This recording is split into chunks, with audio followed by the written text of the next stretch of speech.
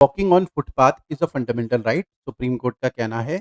ये एक केस चल रहा था सुप्रीम कोर्ट का जिसमें 5 साल के बच्चे की डेथ हो जाती है। वो अपने पापा के साथ स्कूल जा रहा था और एक रोड एक्सीडेंट में उसकी डेथ हो जाती है। तो सुप्रीम कोर्ट का कहना यही है, क्योंकि इसमें कंपनसेशन की बात हो रही थी, पेरेंट्स को कंपनसेशन मिलना चाहिए। अराउंड 11 लाख का उनका अधिकार है फुटपाथ पे वॉक करना। आर्टिकल 19 में कवर होता है। अब आर्टिकल 19 क्या है?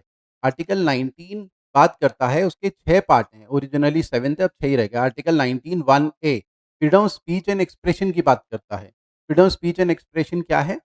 जब हम प्रिंट मीडिया में, इलेक्ट्रॉनिक मीडिया में कोई भी स्टेटमेंट दे रहे हैं, ट्विटर में, फेसबुक में, तो फ्रीडम ऑफ स्पीच का पार्ट है। मूवीज़ हैं, वो फ्रीडम ऑफ स्पीच का पार्ट है। तो जो मीडिया है, वो फ्रीडम ऑफ स्पीच का पार्ट है। हम अगर धरना प्रदर्शन कर रहे हैं सरकार के खिलाफ, वो तो फ्रीडम ऑफ स्पीच का पार्ट है। हम आरटीआई से इन्फॉर्मेशन माँग रहे हैं, तो freedom of speech and expression का पार्ट है वो।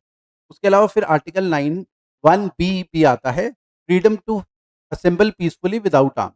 तो freedom to assemble peacefully without arm, हथियारों के साथ इकट्ठा होना अलाउड नहीं है।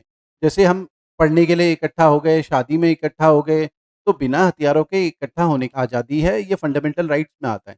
फिर होता है freedom to form association union, किसी भी लॉफुल पर्पस के लिए हम अपनी एसोसिएशन फॉर्म कर सकते हैं। कई ट्रेड यूनियन होती है, अलग-अलग ऑर्गेनाइजेशन होती है, लॉफुल पर्पस होना चाहिए। ये नहीं कि पर्पस है बैंक को लूटना, उसके लिए एसोसिएशन बना दी। फिर उसके अलावा ये भी है कि freedom to move freely throughout the territory of India. पूरे इंडिया में कहीं भी मूव कर सकते हैं। तो ये जो वॉक की बात हो रही है ना, कि वॉकिंग करना एक फंडामेंटल राइट है, तो वो इसी के बारे में बात हो रही है, कि freedom to move freely throughout the territory of India.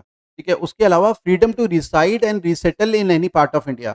India में कहीं भी जाके आप सेटल हो सकते हो, फ्लैट कर सकते हो, खरीद सकते हो, रह सकते हो, इसके बारे में बात हो रही है। ठीक है? उसके अलावा राइट टू प्रॉपर्टी भी इसमें था, जो कि रिपील हो गया था 1978 में 44th कॉन्स्टिट्यूशनल अमेंडमेंट एक्ट से। उसके अलावा freedom to practise any profession, trade, business, ये भी आर्टिकल 19 में ही कवर होता है। तो ये 6 फंडामेंटल राइट्स हैं जो कि आर्टिकल 19 में कवर होते हैं।